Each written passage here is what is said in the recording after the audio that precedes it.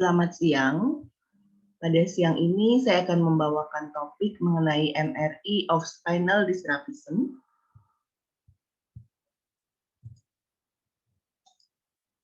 Berikut adalah outline pada presentasi siang hari ini. Terminologi yang sekarang kita gunakan adalah spinal dysraphism, baik open maupun close. Sebelumnya kita menggunakan terminologi spina bifida, baik aperta, spika, maupun occulta. Penyebab terjadinya spinal dysraphism bisa faktor genetik, nutrisi, dan faktor yang lain. Faktor genetik berhubungan dengan gen EPHA4 dan varian MTHFD1. Juga dari literatur disebutkan bahwa seorang ibu yang pernah melahirkan bayi dengan spinal dysraphism mempunyai kemungkinan yang lebih tinggi anak berikutnya akan menderita spinal dysraphism dibandingkan dengan ibu yang sebelumnya tidak pernah melahirkan bayi dengan spinal dysraphism. Untuk faktor nutrisi yaitu defisiensi asam folat, dan untuk faktor yang lain yaitu diabetes dan obat anti-epilepsi. Untuk insidensinya, 0,5–8 kasus per 1.000 kelahiran hidup, lebih sering terjadi pada negara-negara berkembang, dan lebih sering terjadi pada bayi perempuan daripada bayi laki-laki. Embriologi dari spine ada 3 proses. Yang pertama yaitu gastrulasi, ada minggu kedua sampai ketiga, di mana terjadi pembentukan trilaminatis. Berikutnya yaitu primary neurulation pada minggu ketiga sampai keempat, di mana neural plate akan melekuk membentuk neural groove dan artinya terbentuk neural crest dan neural tube. Untuk proses yang ketiga yaitu secondary neurulation pada minggu kelima sampai keenam. Di sini terjadi fusi caudal cell mass, kanalisasi, dan juga diferensiasi retrogresif.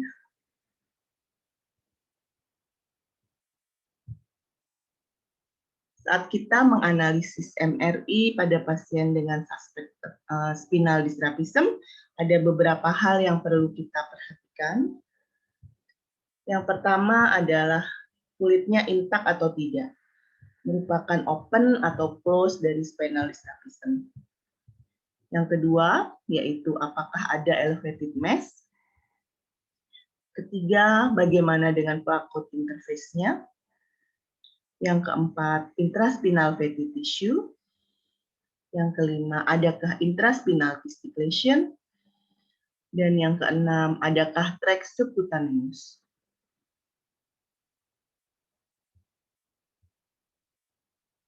Ini adalah alur pikir apabila kita menganalisis spinal dysraphism. Yang pertama kita lihat apakah kulitnya intak atau ada defek.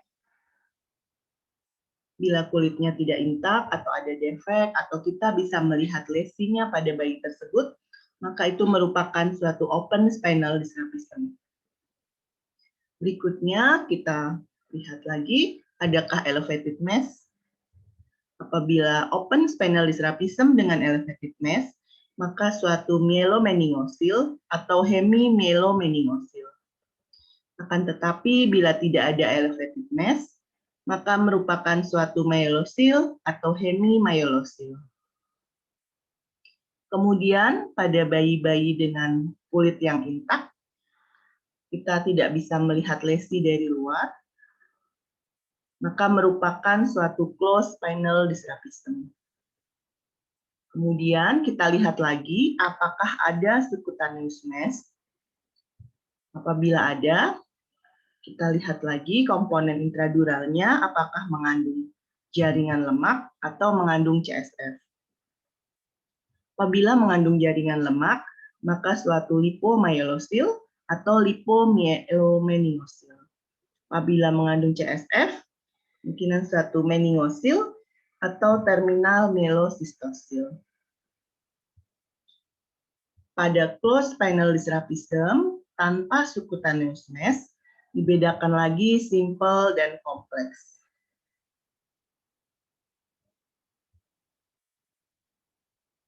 Pertama, kita akan bahas open spinal dysraphism. Ini adalah MRI potongan sagittal T2 dan T1. Di sini kita bisa lihat ini adalah kutis. Di sini ada defek dari kutisnya.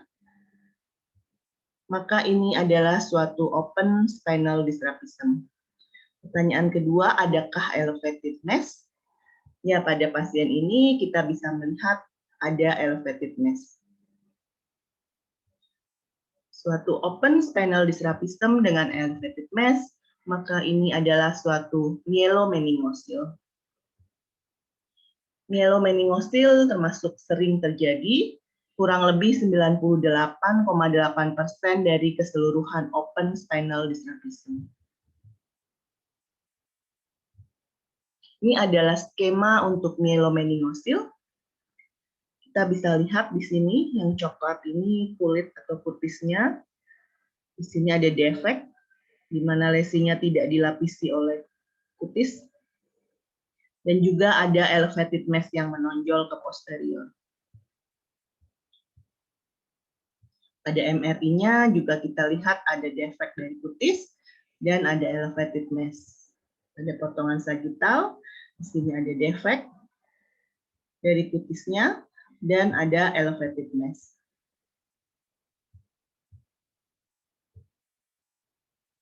Berikutnya ini potongan sagittal T1 dan juga aksial T2.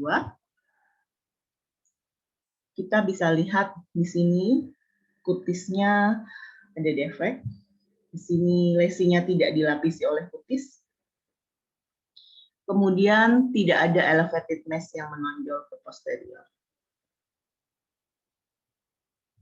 Jadi ini merupakan suatu mielosil. Mielosil ini relatif jarang dibandingkan dengan meningomielosil. Ini adalah skema untuk mielosil. Kita bisa lihat di sini kutisnya yang coklat, ini ada defek, akan tetapi tidak ada elevated mass. Ini ada defek kutis, tetapi tidak ada elevated mass. Lalu untuk hemimyelomeningocele dan hemimyelosil, pada prinsipnya sama, hanya saja disertai dengan diastematomyelia. Kelainan ini merupakan kelainan yang paling jarang ada open spinal dysraphism. Sini kita bisa lihat ada diastematomyelia, ada split spinal cord. Berikutnya closed spinal dysraphism dengan subcutaneous mass. Ini MRI potongan sagittal T1. Kita bisa lihat kutisnya intak, tidak ada defek. Jadi ini suatu closed spinal dysraphism. Pertanyaan berikutnya, adakah subcutaneous mass? Ya, ini ada subcutaneous mass. Jadi yang kita pikirkan adalah closed spinal dysraphism dengan subcutaneous mass. Langkah berikutnya kita lihat komponen intraduralnya apakah mengandung lemak atau hanya CSF. Pada gambar ini kita bisa melihat adanya komponen lipoma intradural. Lalu berikutnya kita tentukan lipom plakotnya. Di sini inside atau di dalam dari spinal canal. Maka ini merupakan lipomyelosil. Ini adalah skema untuk lipomyelosil. Kita bisa lihat kutisnya intak. Jadi suatu closed spinal dysraphism. Lalu ada subcutaneous mass.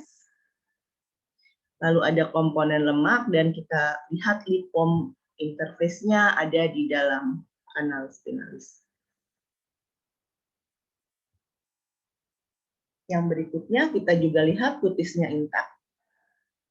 Dan ada subcutaneous mass, jadi kita pikirkan suatu closed spinal dysraphism dengan subcutaneous mass. Berikutnya kita lihat juga ada komponen lemaknya. Dan kita lihat lipom plakot interface-nya ada di luar dari kanalis spinalis. Sehingga ini merupakan suatu lipomyelomeningosil. Ini adalah skema untuk lipomyelomeningosil. Kutisnya intak atau closed panel dysraphism, ada subcutaneous mass, closed panel dysraphism with subcutaneous mass, lalu juga ada komponen lemak, dan yang paling penting adalah lipom plakotnya terlihat di luar dari kanalis spinalis. Jadi, untuk membedakan lipomyelosil dan lipomyelomeningosil, yang perlu kita perhatikan adalah plakot lipom interface-nya. Di mana lipomyelosil, plakotnya terletak di dalam spinal kanal, sedangkan untuk yang lipomyelomeningosil terletak di luar dari spinal kanal.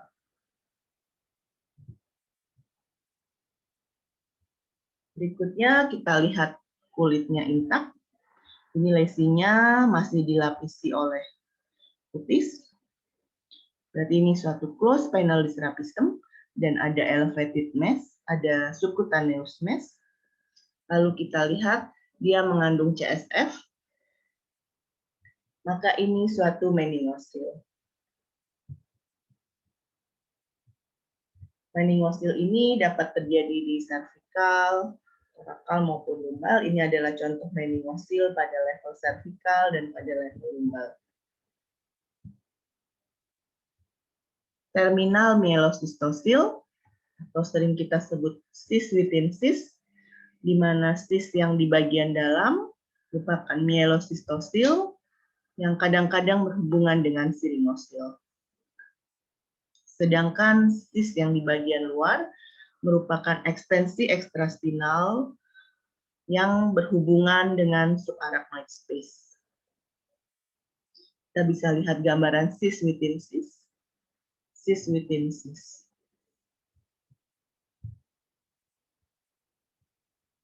Non-terminal myelocistosil, di sini ada dilatasi dari kanalis spinalis yang menonjol ke posterior melalui defek tulang, kan tetapi masih dilapisi oleh kutis.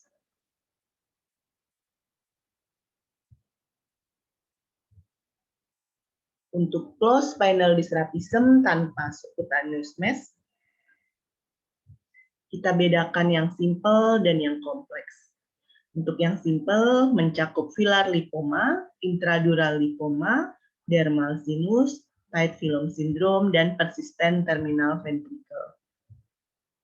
Untuk yang kompleks, kita bedakan midline notochord integration, yaitu neuroentereksis dan diastematomyelia, serta notochordal formation, yaitu caudal agenesis dan segmental dysgenesis.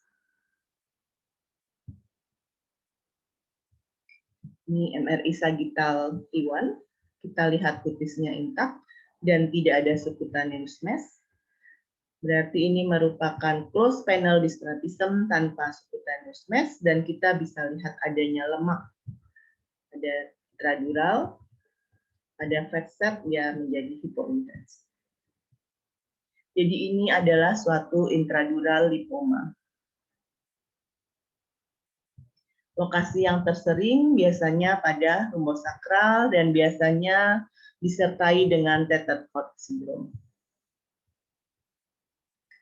Kita juga lihat intensitas lemak pada filum terminale. Jadi ini suatu filar lipoma. Filar lipoma ini dapat merupakan normal varian dan incidental finding pada orang dewasa yang tidak ada gejala Tetherford syndrome.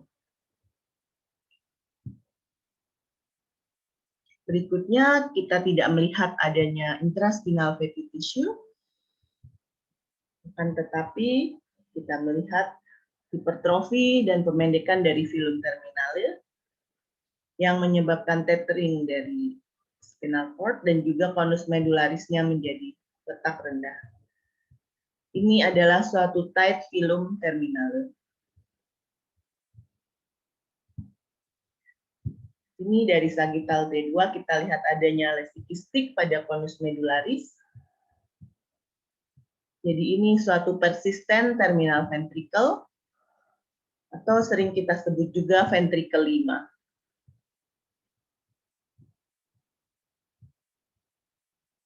Ini kita bisa lihat di sini jaringan kutisnya intak atau closed penile dysraphism, kemudian tidak ada subcutaneous mass, dan kita lihat adanya lesi kistik.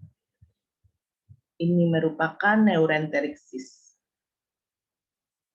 Neuroenterictis dapat ditemukan di mana saja, terutama pada level cervicotorakal dan seringkali berhubungan dengan anomali vertebra. Ini adalah neuroenterictis pada level cervicotorakal yang menonjol ke anterior maupun ke posterior. Dorsal dermal sinus, ini adanya suatu fistula yang menghubungkan permukaan kulit dengan jaringan neuron atau mending. Sering berhubungan dengan dermoid pada cauda equina atau conus medulare. Lokasi yang tersering yaitu di lumbosakral. Pada dorsal dermal sinus, penting untuk segera dilakukan terapi, pembedahan atau operasi, karena fistulnya dapat menyebabkan infeksi, meningitis maupun abses. Diastematomyelia, yaitu split cord malformation, ada dua tipe, di mana tipe yang pertama masing-masing dural sac berisi satu hemichord dan dipisahkan oleh spur osseus atau osteocartilagineus. Sedangkan untuk yang tipe kedua, single dural sac, mengandung dua hemichord dan dipisahkan oleh fibroseptum. Caudal agenesis bisa total atau parsial agenesis dari spinal column. Ada dua tipe, di mana tipe yang pertama high position dan abrupt dari conus medullaris, sedangkan tipe yang kedua low position dan tethering dari conus medullaris. Segmental spinal dysgenesis, biasanya kelainannya multiple dan kita memerlukan CT 3D rekonstruksi untuk memperlihatkan dengan lebih jelas kelainan pada vertebranya.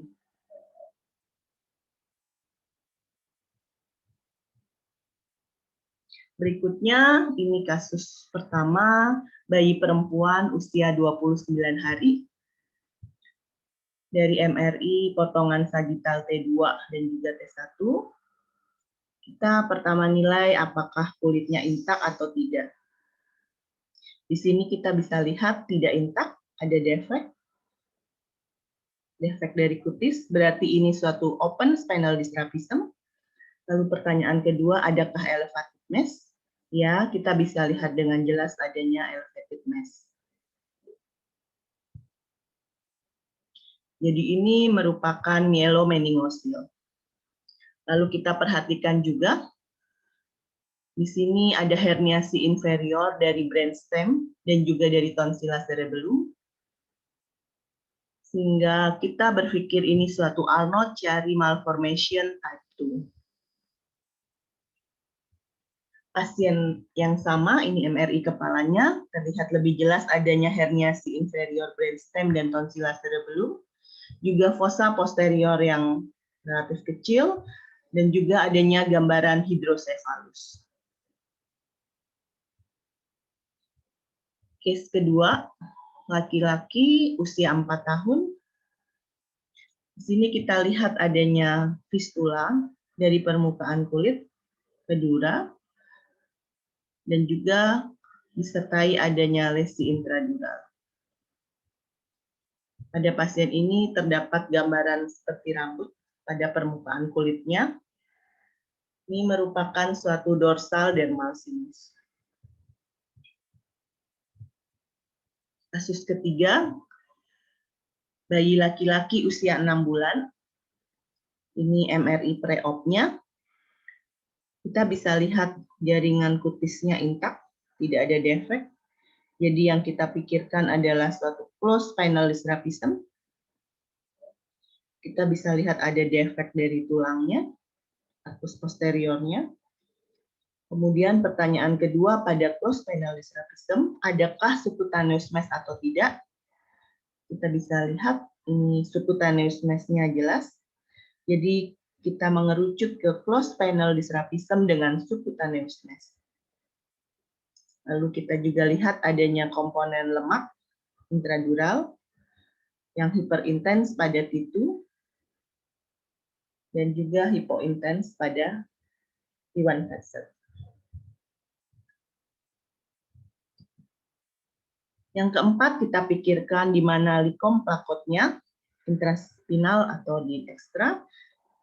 Pada pasien ini di ekstra dari kanalis spinalis. Jadi diagnosis kita adalah hipomyelomeningocele.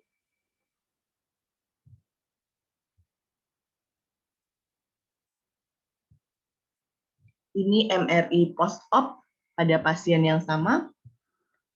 Kita bisa lihat bahwa subcutaneous mass-nya sudah dioperasi. Saat itu dokter bedah sarafnya juga mengatakan bahwa sudah melepaskan konus medularisnya yang sebelumnya lengket. Pada pasien ini ada Tetherford syndrome, di mana konus medularisnya letak rendah.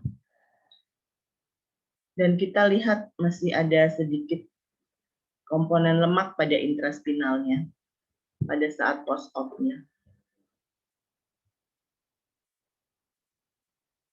Pembedahan atau operasi merupakan terapi pilihan pada spinal dysraphism, di mana tujuan dari operasinya yaitu untuk membebaskan plakot dari jaringan sekitar yang abnormal, untuk mereposisi plakot ke kanal spinal dengan rekonstruksi dura, dan juga mencegah CSF leak dan infeksi, menutup neural tube defect, dan juga detethering, yang dilanjutkan dengan terapi suportif dan juga follow-up.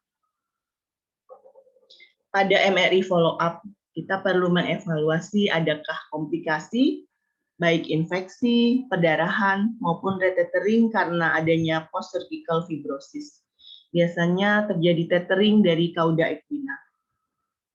MRI terkadang diperlukan posisi prone untuk melihat CSF di belakang dari konus untuk menyingkirkan kemungkinan adanya retethering. To take home message, imaging penting pada kasus spinal dysraphism. Pada MRI evaluasi spinal dysraphism, kita perlu memikirkan kulitnya intak atau ada defek, lalu adakah subcutaneous mass, lalu komponen intraduralnya mengandung lipid atau komponen cistik, lalu bagaimana posisi plakot interface-nya, dan adakah trek subcutaneous. Imaging yang tepat akan memberikan diagnosa yang tepat dan juga terapi yang optimal. Ini referensi saya. Sekian, terima kasih. Selamat siang.